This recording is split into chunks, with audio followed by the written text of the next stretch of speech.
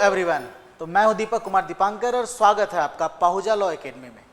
तो ये जो क्लास, ये जो वीडियो अभी आप लोग के सामने आने वाला है, ये पूरा क्लास, अभी ये पूरा जो सेशन होगा, ये इंडस वैली सिविलाइजेशन, हड़प्पा सभ्यता या जिसको सिंधु घाटी सभ्यता कहते हैं, उससे रिलेटेड है। जैसा कि आप सब जानते हैं कि जितना लॉ पेपर का इम्पोर्टेंस है जुडिशरी के एग्ज़ाम में, उतना ही जीके जीएस का भी महत्व है। तो जीके जीएस में भी जो दो पेपर होते हैं, एक इतिहास का और एक करंट अफेयर्स के, ये दोनों बहुत ज़्यादा वैल्यूएबल होते हैं, बहुत वेटेज होता है इनका। और उसमें भी इतिहास में जो प्राचीन भारत का इतिहास है, उससे संबंधित प्रश्न बहुत ज़्यादा ही पूछे जाते हैं। तो अभी का जो ये वीडियो होने वाला है, ये कंप्लीट होने वाला है वीडियो सिंधु घाटी सभ्यता के ऊपर। ये बहुत ही महत्वपूर्ण टॉपिक है प्राचीन भारतीय इतिहास का, जिससे बहुत ज़्यादा प्रश्न परीक्षा में देखने को मिलते हैं। तो चलिए बिना समय गंवाए स्टार्ट करते हैं आज का ये टॉपिक, ये चैप्टर, सिंधु घाटी सभ्यता या हड़प्पा सभ्यता। तो जैसा कि आप सबको पता है कि जितने भी प्राचीन सभ्यताएं हुए वो नदी के किनारे विकसित हुई थी। नदी के किनारे क्यों विकसित हुई थी, इसके पीछे का सबसे बड़ा कारण था कि लोगों को जीवन यापन करने के लिए जल चाहिए, कृषि करने के लिए भी जल की आवश्यकता होती थी, या पशुओं को पीने के लिए, आदि आदि कार्यों के लिए जल की आवश्यकता लोगों को हमेशा से रही है। तो नदी घाटी के किनारे या नदियों के किनारे किसी भी सभ्यता के विकसित होने का सबसे प्रमुख कारण था जल की उपलब्धता, ताकि कृषि कार्य करना आसान हो जाए और लोगों का जीवन यापन जो है उससे आसान हो जाए। तो ये जो हड़प्पा सभ्यता है, जिसको सिंधु घाटी सभ्यता भी कहते हैं, ये वर्तमान पाकिस्तान के साहिवाल जिले का एक जगह था हड़प्पा। चूँकि 1921 में सबसे पहले सिंधु घाटी सभ्यता का जो शहर खोजा गया वो हड़प्पा ही था, इसलिए हड़प्पा के नाम पर ही सभ्यता का नाम हड़प्पा सभ्यता पड़ गया। और दूसरा नाम जो है इसका सिंधु घाटी सभ्यता, वो इसलिए भी है क्योंकि सिंधु नदी के किनारे ये सभ्यता विकसित हुई थी। तो दोनों एक ही सभ्यता के दो नाम हैं। अब प्रश्न यहाँ ये है कि ये जो हड़प्पा सभ्यता, ये सिंधु घाटी सभ्यता है, ये महत्वपूर्ण क्यों है इतिहास के दृष्टिकोण से। तो आपको बता दूं कि सबसे प्राचीन, सबसे पुरानी जो नगर योजना थी या जो शहरीकरण था, वो ये हड़प्पा सभ्यता ही था। सिंधु घाटी सभ्यता का ही नगर योजना जो है सबसे प्राचीन और सबसे उन्नत और बहुत ही उत्तम किस्म का था। तो सिंधु घाटी सभ्यता को जो आज इतिहास में हम लोग याद रखे हुए हैं, वो इस वजह से क्योंकि यहाँ की नगर निर्माण योजना बहुत ही ज़्यादा उन्नत थी। इसके साथ साथ यहाँ की जो जल निकासी प्रणाली थी वो भी बहुत उन्नत थी, और यहाँ का जो व्यापार या सामाजिक जीवन था उसका अंश आज हमें देखने को कहीं ना कहीं मिलता है। ठीक है, तो इतिहास जो होता है वो हमें प्राचीन घटनाओं से या प्राचीन चीज़ों से मिली जानकारी से प्रेरित होकर के हम वर्तमान में उन चीज़ों को अध्ययन करते हैं या उन चीज़ों से कुछ सीखते हैं। तो ये जो सिंधु घाटी सभ्यता अभी हम लोग पढ़ने जा रहे हैं, इसमें कहाँ कहाँ से महत्वपूर्ण प्रश्न बनते हैं, उन्हीं चीज़ों को आज हम लोग देखेंगे इस वीडियो में। तो जैसा कि आप सबको पता है, ये सभ्यता कब से विकसित हुई थी, तो ये जो है टोटल 3300 BC से लेकर के 1300 BC तक ये सभ्यता विकसित थी या चल रही थी। अब ये 3300 BC से लेकर 1300 BC का मतलब क्या हुआ, तो देखिए, कोई भी सभ्यता जो है ना तो एक दिन में जन्म लेती है और ना ही एक दिन में उसका विनाश होता है। समय के साथ धीरे धीरे वो बढ़ती है, उन्नत होती है, विकसित होती है और फिर वो खत्म हो जाती है या उसका विलोपन हो जाता है, विलुप्त हो जाती है। तो यहाँ 3300 BC से 1300 BC जो मैंने लिखा, ये हड़प्पा के 3 स्टेज को दर्शाएगा। ये जो पूरी तिथि है, इसके अंतर्गत 3 स्टेज आ जाते हैं हड़प्पा सभ्यता के। ठीक है, जो पहला वाला आता है वो आपका आता है अर्ली हड़प्पा,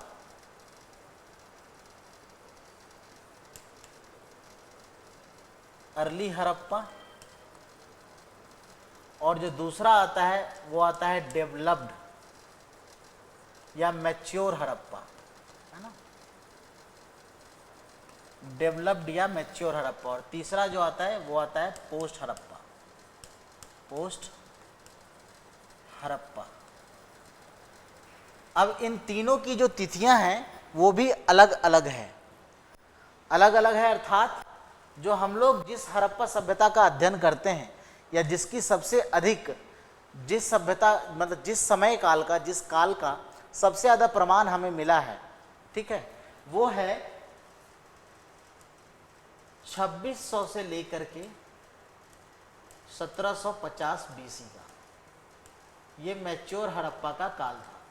और 2600 से पहले और 1750 के बाद, 2600 से पहले का जो है वो आपका अर्ली हड़प्पा हो गया, और 1750 के बाद का जो है ये आपका लेटर हड़प्पा या पोस्ट हड़प्पा हो जाता है। तो मेन जो सबसे अधिक हमें जो भी चीज़ें प्राप्त हुई हैं, मन के प्राप्त हुए हैं, या जो भी आर्टिफैक्ट्स हमें मिले हैं, वो सब मैच्योर हड़प्पा के ही ज़्यादातर मिले हैं। इस सभ्यता को हड़प्पा सभ्यता कहने का रीजन क्या है बता दिया मैंने। 1921 में सबसे पहले जो आज का पाकिस्तान का साहिवाल जिला है, वहाँ हड़प्पा नामक स्थल से इस सभ्यता की जानकारी मिली थी, इसलिए इसका नाम हड़प्पा सभ्यता पड़ा। और 1922 में जब मोहनजोदड़ो और बाकी स्थल का पता चला, तो ये मानकर चला गया कि सिंधु घाटी सभ्यता, सिंधु घाटी के इर्द गिर्द इस सभ्यता का विस्तार हुआ था, इसलिए इसे सिंधु घाटी की सभ्यता कहा जाता है। ठीक है, चलिए। और इसका उपयुक्त नाम हड़प्पा ही है, क्योंकि सबसे पहले किसी भी लुप्त सभ्यता का जो नामकरण, कोई भी सभ्यता जो लुप्त हो जाती है उसका नामकरण उस सभ्यता के खोजे गए प्रथम स्थान के नाम पर ही पड़ता है, तो इसलिए हड़प्पा जो है इसका सबसे उपयुक्त नाम है। चलिए आगे देखते हैं इस स्लाइड में और क्या क्या है। अब हम लोग बात करेंगे हड़प्पा के क्षेत्रफल की। हड़प्पा का जो आज क्षेत्रफल, जो इसका हड़प्पा के अवशेष हमें प्राप्त हुए हैं, वो कहाँ से प्राप्त हुए हैं, कितनी दूरी तक ये फैला हुआ था, उसको हम लोग जानेंगे। तो वर्तमान में जो हड़प्पा सभ्यता का क्षेत्रफल है वो 12,99,600 वर्ग मील है। 12,99,600 वर्ग मील ये वर्तमान में हड़प्पा का विस्तार है। और अगर बात करें हम लोग तो पश्चिम में जो है सुतका गेंदोर के मकरान तट, पश्चिम में कहा, देखिए चारों दिशा की बात अगर हम करें, एक सेकेंड,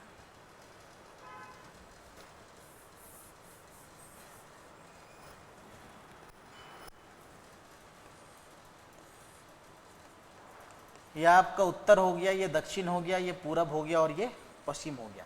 तो ये पश्चिम दिशा में कहाँ से, सुतका गेंदोर के मकरान तट से लेकर के, और ईस्ट में, पूरब में आलमगीरपुर जो अभी उत्तर प्रदेश का मेरठ जिला है वहाँ, और उत्तर में जम्मू कश्मीर से लेके, जम्मू से लेकर के, जम्मू के जम्मू के मांदा से लेकर के साउथ में नर्मदा नदी तक फैला हुआ था। कहाँ पर था, नर्मदा नदी तक। तो ये इसका विस्तार आज हमें देखने को मिलता है। ठीक है, सिंधु घाटी सभ्यता का विस्तार। चलिए अब देखिए, इस सभ्यता के अंतर्गत कई सारे ऐसे महत्वपूर्ण स्थल हुए जिन स्थलों से हमें बहुत सारे अवशेष प्राप्त हुए हैं, आर्टिफैक्ट्स प्राप्त हुए हैं, और उन्हीं के आधार पर हमें हड़प्पा सभ्यता की जानकारी मिली है। चाहे वो सिक्कों के रूप में अवशेष हो, या खंडहर के रूप में हो, या मनकों के रूप में हो, या मूर्ति वास्तुकला आदि के रूप में हो, या मृदभांड के रूप में हो, उन्हीं से हमें पता चलता है उस सभ्यता के बारे में। और अलग अलग जगहों से अलग अलग अवशेष प्राप्त हुए हैं। तो हड़प्पा सभ्यता के जो मुख्य स्थल हैं उनके बारे में हम लोग जानेंगे, कौन कौन से मुख्य स्थल है और वहाँ से क्या क्या प्राप्त हुआ, और वो मुख्य स्थल किस जगह पर अवस्थित था, या वर्तमान में वो किस जगह पर अवस्थित है। तो बात करते हैं हम लोग बलूचिस्तान की। सबसे पहले बलूचिस्तान की बात करें,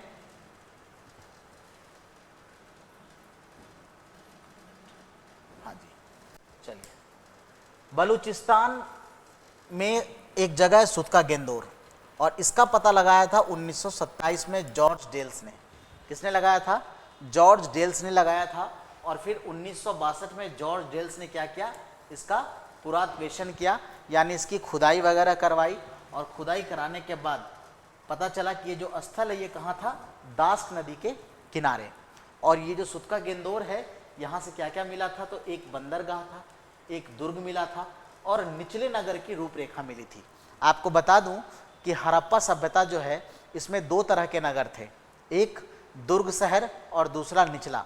ऐसा माना जाता है दुर्ग शहर जिसको कि सीटाडेल भी कहते हैं, इंग्लिश में उसको सीटाडेल कहा जाता है, दुर्ग, और एक था निचला नगर। और ऐसा माना जाता है कि ये जो दुर्ग है, ये जो सीटाडेल है, इसमें शासक वर्ग या जो व्यापारी वर्ग, अमीर वर्ग थे वो यहाँ रहा करते थे, और निचले नगर में मजदूर, कृषक वर्ग या अन्य सारे जो व्यापारी वर्ग थे, लोहार, बाकी सारे वो यहाँ पे रहा करते थे, बढ़ई वगैरह। ठीक है, तो यहाँ से वही निचला नगर का रूपरेखा सूत्का गेंदोर से मिला है। बंदरगाह के रूप में माना जाता है संभवतः जो है सिंधु सभ्यता का व्यापार किसके साथ, फारस और बेबीलोन के साथ होता था। इस सूत्का गेंदोर से जो बंदरगाह मिला है, इससे अनुमान लगाया गया कि सिंधु सभ्यता का व्यापार फारस और बेबीलोन सभ्यता के साथ होता था। बलूचिस्तान में ही एक और जगह है सोतका को। सोतका को जो है ये सादी कौर नदी के किनारे स्थित है, और 1962 में इसको इसी जॉर्ज डेल्स ने ही खोजा था। यहाँ पर वही ऊपरी शहर जिसको सीटाडेल कहते हैं और निचली, दो टीले मिले हैं। ये बंदरगाह नहीं था सोतका को, बल्कि ये समुद्र तट और समुद्र से दूरवर्ती भाग के मध्य व्यापार का केंद्र रहा होगा। ये बंदरगाह नहीं था, ये समुद्र तट से थोड़ा सा दूरी पे स्थित था और ये व्यापारिक केंद्र रहा होगा, ऐसा माना जाता है। बलूचिस्तान में एक और जगह है डाबरकोट। ये जो डाबरकोट है ये बिंदार नदी के मुहाने पर स्थित है। तो बलूचिस्तान की ये तीन जगह सिंधु घाटी सभ्यता के अंतर्गत बहुत ही महत्वपूर्ण स्थान है। ठीक है, यहाँ से सीधे सीधे प्रश्न बन जाते हैं, ये पर्टिकुलर शहर या ये जो जगह है ये किस नदी के किनारे स्थित है, या इसकी खोज किस पुरातत्ववेत्ता ने या किस इतिहासकार ने की थी। ठीक है, चलिए आगे बढ़ते हैं।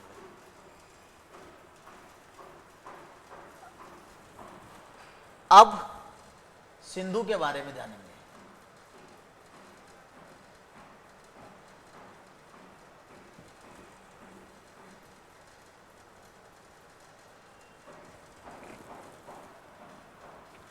सिंधु, बलूचिस्तान के बाद सिंधु के बारे में जानेंगे। तो सिंधु का जो है एक सबसे महत्वपूर्ण शहर है मोहनजोदड़ो। मोहनजोदड़ो ये कहाँ स्थित है, ये सिंधु नदी के पूर्वी किनारे पर स्थित सिंधु सभ्यता का एक केंद्र के रूप में इसको पहचान मिली थी। मोहनजोदड़ो का अर्थ होता है मृतकों का टीला, मृतकों का टीला, और इसको खोजा था 1922 में राखाल दास बनर्जी। आरडी बनर्जी ने इस मोहनजोदड़ो शहर की जो है खोज की थी। ठीक है, वहां पे वो कर क्या रहे थे, तो एक बौद्ध स्तूप की खुदाई करवा रहे थे, बौद्ध स्तूप की खुदाई करवा रहे थे, और वहीं उन्हें मोहनजोदड़ो शहर जो है उसके अवशेष प्राप्त हुए थे। जॉन मार्शल एक हिस्टोरियंस थे, इन्हीं के नेतृत्व में 1922 से 1923 तक यहाँ पे पुनः खुदाई कराई गई, और यहीं से नगर निर्माण का कई चरण हमें प्राप्त हुए हैं। टाउन प्लानिंग के अवशेष मोहनजोदड़ो से प्राप्त हुए हैं। 1950 में 1950 में सर मार्टिमर व्हीलर ने, ठीक है, यहाँ की खुदाई कराई थी। बाद में 1950 में मार्टियर व्हीलर ने यहाँ की खुदाई कराई थी, और 1966 में अमेरिका के एक पुरातत्वविद थे डेल्स, इन्होंने यहाँ पे खुदाई करवाया। ठीक है, बाद में तो कई चरणों में यहाँ पर अवशेष मिले हैं नगर निर्माण के। प्रथम चरण, द्वितीय चरण, अलग अलग चरण के अलग अलग स्टेज के नगर निर्माण योजना यहाँ से मोहनजोदड़ो से हमें प्राप्त हुए हैं। तीसरा जो इम्पोर्टेंट शहर है सिंधु घाटी सभ्यता का सिंधु के किनारे, वो है कोट दीजी। क्या है? कोट दीजी। ये भी सिंधु के किनारे ही स्थित है, और 1935 में धुरिये एक इतिहासकार थे, यहाँ से इनको कुछ बर्तन आदि खुदाई में मिला था। धुरिये ने इसकी खुदाई करवाई थी पहले, जहाँ से उनको कुछ बर्तन के अवशेष मिले थे कोट दीजी से, और फिर 1955-57 में फजल अहमद ने इस जगह का उत्खनन करवाया था। बाद में इसकी अच्छे से खुदाई जो करवाई वो फजल अहमद ने करवाई थी, और यहाँ पर से क्या मिला, सिंधु सभ्यता के नीचे एक और संस्कृति के अवशेष मिले। ठीक है, सिंधु सभ्यता का जो स्थल जो उसके अवशेष मिले, उसके परत, उस परत के नीचे एक और परत था, वहाँ से भी एक सभ्यता के अवशेष मिले हैं, और उसका नाम दिया गया कोट दीजी संस्कृति। ठीक है, हड़प्पा संस्कृति से के पहले दबा हुआ एक और अवशेष मिला। जब खुदाई हुआ ना, तो खुदाई जो होता है हॉरिजॉन्टली होता है। हॉरिजॉन्टली हुआ तो जैसे ऊपर वाले परत में सिंधु घाटी सभ्यता के अवशेष थे, जो कि कार्बन डेटिंग से पता चला इतने से इतने टाइम के बीच था, और उसके नीचे उससे पुराने समय का भी एक अवशेष मिला, ठीक है, एक संस्कृति मिली जिसका नाम दिया गया कोटदीजी संस्कृति। यहां सिंधु सभ्यता से संबंधित बानाग्न मिले हैं, ठीक है, यहां पे क्या मिला है, बानाग्न मिला है जो कि सिंधु सभ्यता से संबंधित है। और यहां मकान कच्ची ईंटों के बने हैं, लेकिन नींव में, मकान का जो नींव रखा जाता है उसमें पत्थर का प्रयोग हुआ है। ये जो जगह है कोटदीजी, यहाँ कच्ची ईंटों से बने मकान मिले हैं, लेकिन उसका जो नींव रखा गया था वो पक्की ईंटों का था, ठीक है। हालांकि मोहनजोदड़ो में मकानों में जो है पक्की ईंटों का ही उपयोग ज़्यादातर किया गया है, लेकिन सड़कें वगैरह आदि कच्ची ईंटों से बनाई जाती थी, ठीक है। अब तीसरा जगह है इसका चनहुदरो। इंपॉर्टेंट जगह कौन सा है, चनहुदरो। ये जो है मोहनजोदड़ो से दक्षिण पूर्व दिशा में लगभग 128.75 किलोमीटर की दूरी पर स्थित है ये चनहुदरो। यहाँ से एक गढ़ी, यानी वही एक सीटाडेल, एक गढ़ी प्राप्त हुई है, ठीक है। और इसको खोजा था ननी गोपाल मजुमदार ने। ननी गोपाल मजुमदार ने इसकी खोज की थी 1931 में। फिर इसको अर्नेस्ट मैके करके एक इतिहासकार थे, तो मैके ने 1935 में इसका खुदाई करवाया, ठीक है। और चनहुदरो में सिंधु सभ्यता के पूर्व की संस्कृतियों झूकड़ और झांगड़ संस्कृति के अवशेष प्राप्त हुए हैं। सिंधु सभ्यता से भी पहले छोटी सी एक संस्कृति थी, ठीक है, जैसा ही मैंने बताया ना कि कई चरणों में यहाँ से अवशेष मिले हैं। तो झूकड़ और झांगड़ ये दो संस्कृति है जो सिंधु सभ्यता से पहले, यानी मैंने क्या बताया था शुरुआत में कि कोई भी सभ्यता एक दिन में ना तो जन्म लेती है, विकसित होती है और ना ही खत्म होती है, उसमें लंबा प्रोसेस चलता है। तो उसी जब सिंधु घाटी सभ्यता विकसित कर रहा था, उसी दौरान ये झूकड़ और झांगड़ सभ्यता भी जो है प्रिवेल कर रही थी, मौजूद थी, ठीक है। चलिए अब अगला जगह देखते हैं हम लोग। इसका इंपॉर्टेंट एक जगह है पंजाब।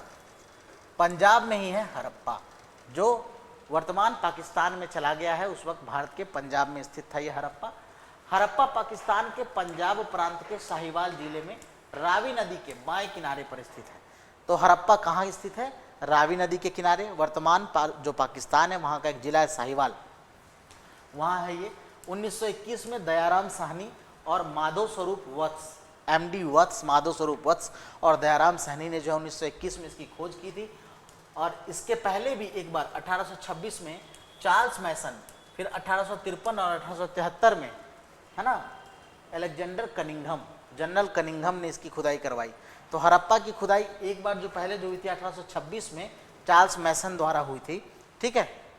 यहाँ से एक्चुअली तभी पता नहीं था कि यहाँ एक सभ्यता है। वहाँ ये लोग क्या कर रहे थे कि कोई भवन निर्माण कर रहे थे, ठीक है, उस जगह पे। तो वहाँ ईंटों की जरूरत पड़ी थी, तो बड़े बड़े चौड़े चौड़े स्लैब जो है पक्की ईंटों के वहाँ से खुदाई में मिलने लगे। तो 1826 की बात थी, ये चार्ल्स मैसन उस वक्त वहाँ की खुदाई करवा रहे थे, इन्होंने उतना ध्यान नहीं दिया।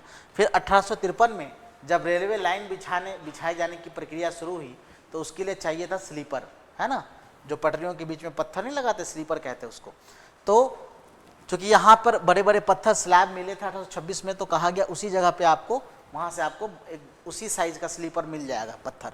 तो 1853 में वहाँ खुदाई हुई, फिर 1873 में हुई, है ना। और फिर तब जा कर के पता चला अच्छा यहाँ तो एक बहुत बड़ी सभ्यता जो है वो विकसित है। फिर 1921 में वही दयाराम साहनी और माधव स्वरूप वत्स वहाँ पे खुदाई किए। फिर बाद में 1946 में व्हीलर के निर्देशन में यहाँ पे खुदाई हुआ।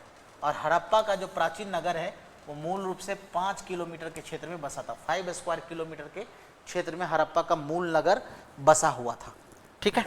चलिए पंजाब का ही एक और जगह है रोपड़, ठीक है।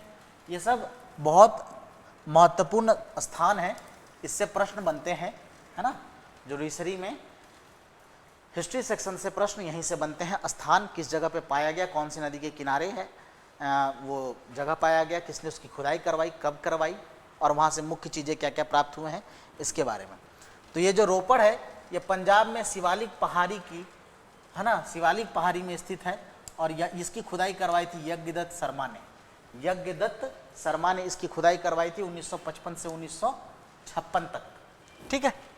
रोपड़ में सिंधु सभ्यता के अलावा 5 अन्य सिंधु उत्तर संस्कृतियों के अवशेष मिले, मतलब पोस्ट हड़प्पन, सिंधु के बाद जो सभ्यताएं बाद में होती चली गई उसके भी अवशेष मिले हैं, ठीक है। यहाँ से कांचली मिट्टी एवं अन्य पदार्थों के आभूषण, ताम्र कुल्हाड़ी, तांबे की कुल्हाड़ी, चाट फलक, है ना, ये सब यहाँ से प्राप्त हुआ। यहाँ से एक कब्रिस्तान भी मिला है, हड़प्पा से एक कब्रिस्तान भी मिला है, C17, उस कब्रिस्तान का नाम है C17। ठीक है, चलिए आगे बढ़ते हैं। अब पंजाब में ही एक जगह है बाड़ा, ये जो है रोपड़ के पास ही एक जगह है बाड़ा। फिर वहाँ एक संघोल, ये जो है पंजाब के लुधियाना जिले में, आज जो वर्तमान में पंजाब का लुधियाना जिला है, वहाँ पर ये संघोल स्थान है, जिसकी खुदाई S.S. तलवार और R.S. बिष्ट, रविंद्र सिंह बिष्ट ने करवाई थी। यहाँ से क्या मिला है संघोल से? यहाँ से तांबे की 2 छेनी मिली है, छेनियाँ, कांचली मिट्टी की चूड़ियाँ मिली हैं, ठीक है, बाली और मनके प्राप्त हुए, कान में पहनने वाले टॉप्स वगैरह और मनके प्राप्त हुए। कुछ वृत्ताकार गर्त भी मिले हैं, यानी सर्कुलर गड्ढे भी मिले हैं, जो अग्नि स्थल के रूप में प्रयुक्त लगते हैं। ऐसा माना जाता है कि ये जो गड्ढे हैं ये चूल्हा जलाने के काम में उपयोग किए जाते थे। ठीक है, चलिए आगे बढ़ते हैं। ये सारे जगह बहुत ही इंपॉर्टेंट हैं हड़प्पा के दृष्टिकोण से, हड़प्पा सभ्यता के दृष्टिकोण से, ठीक है, क्योंकि यहाँ से बहुत सारी चीज़ें, बहुत सारे अवशेष जो है प्राप्त हुए। अब हरियाणा की बात करते हैं। इसी सभ्यता का एक जगह हरियाणा में जो सबसे इंपॉर्टेंट जगह है वो है राखीगढ़ी। हरियाणा प्रांत का आज का जो जिला है जिंद, हरियाणा का वर्तमान जो जिला है जिंद में इस स्थल की खोज की थी सूरजभान और आचार्य भगवान देव ने। ठीक है, राखीगढ़ी।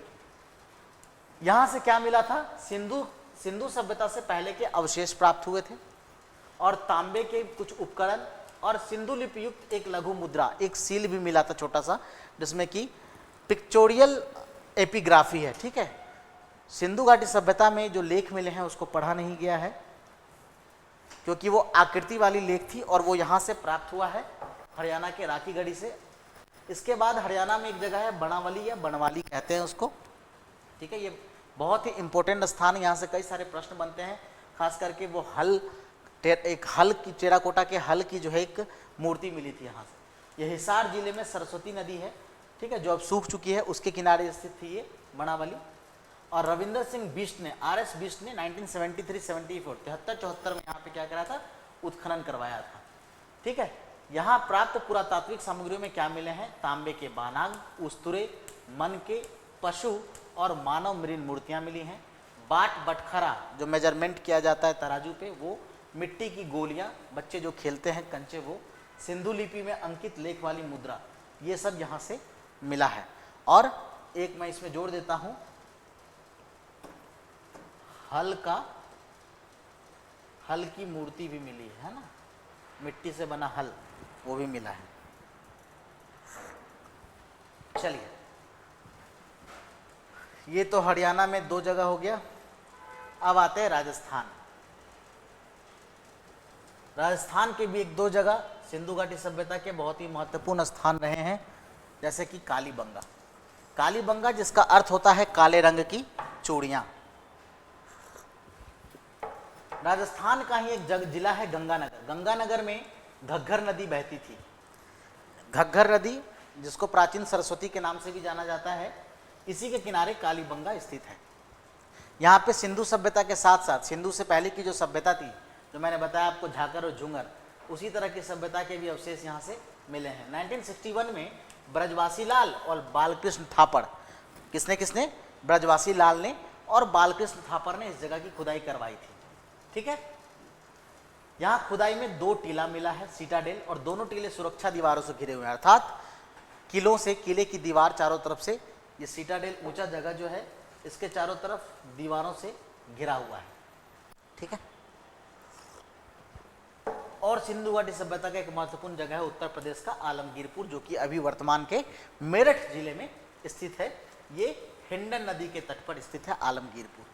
ठीक है, और इस सिंधु घाटी सभ्यता का जो है दक्षिणी दिशा में, उत्तरी दिशा में जो है फैला, उत्तर पूरा, रुकिए मैं बता दूं आपको, नॉर्थ ईस्ट, हाँ, पूर्वी दिशा में फैला हुआ सबसे अंतिम जगह है ये। चलिए अब आगे बढ़ते हैं। गुजरात में एक जगह है रंगपुर, ये मादर नदी के तट पर स्थित था और यहाँ पे MD वत्स ने इसकी खुदाई करवाई थी। माधव स्वरूप वत्स ने 1931-34 में इसके रंगपुर की खुदाई करवाई थी और रंगनाथ राव ने फिर बाद में यहाँ पे 53-54 में खुदाई करवाया था। ठीक है। गुजरात में एक सबसे फेमस जगह मिला है सिंधु घाटी सभ्यता का, लोथल, जो कि बंदरगाह डॉकयार्ड था यहाँ पे लोथल, और समुद्री व्यापार यहाँ से होता था। ये गुजरात का वर्तमान कठियावाड़ जिला में स्थित है। यहाँ पर एक गोदी यानी वही डॉकयार्ड मिले हैं जहाँ से समुद्री आवागमन और व्यापार के लिए ये जगह बहुत ही महत्वपूर्ण था। ये यहाँ पर बीड्स बनाने का भी एक कारखाना मिला है। बीड्स वो पत्थरों को पॉलिश करके गले वगैरह में जो पहनते हैं वो होता है। और हाथी दांत के भी अवशेष यहाँ से मिले हैं, हाथी दांत के भी मन के लोथल से मिले हैं। ठीक है। अब गुजरात में एक जगह है सुरकोतदा। सुरकोतदा वर्तमान में जो कच्छ जिला है, कच्छ में ये खोजा गया था श्री गजपत जोशी के द्वारा 1964 में, 1964 में कच्छ गुजरात के कच्छ जिले के गजपत जोशी के द्वारा ये खोजा गया था। और यहाँ पर देखिए क्या क्या मिला है, लाल भांड, रेड पोटरी मिली है। ठीक है। मृद भांड मिला है। शवाधान, शवाधान का मतलब यहाँ पे शवों को जो अंतिम संस्कार किया जाता है उसके अवशेष में मिले हैं। अस्थि कलश के रूप में मिले हैं। बड़ी चट्टान से ढकी एक कब्र भी मिली है और यहाँ घोड़े की हड्डियाँ भी मिली हैं। सुरकोतदा से घोड़े की हड्डियाँ मिली हैं। हालांकि ये अभी भी इतिहासकारों के बीच एक प्रश्न है कि घोड़ा सिंधु घाटी सभ्यता में था या नहीं था। बस यही एकमात्र स्थल है सुरकोतदा जहाँ से घोड़े की हड्डियाँ प्राप्त हुई हैं सिंधु घाटी सभ्यता में, बाकी कहीं से भी नहीं। ठीक है। तो ये एक प्रश्न उनके बीच अभी भी विवादित है कि घोड़ा था या नहीं था। चलिए, ये सारे स्थल हो गए, मुख्य मुख्य स्थल।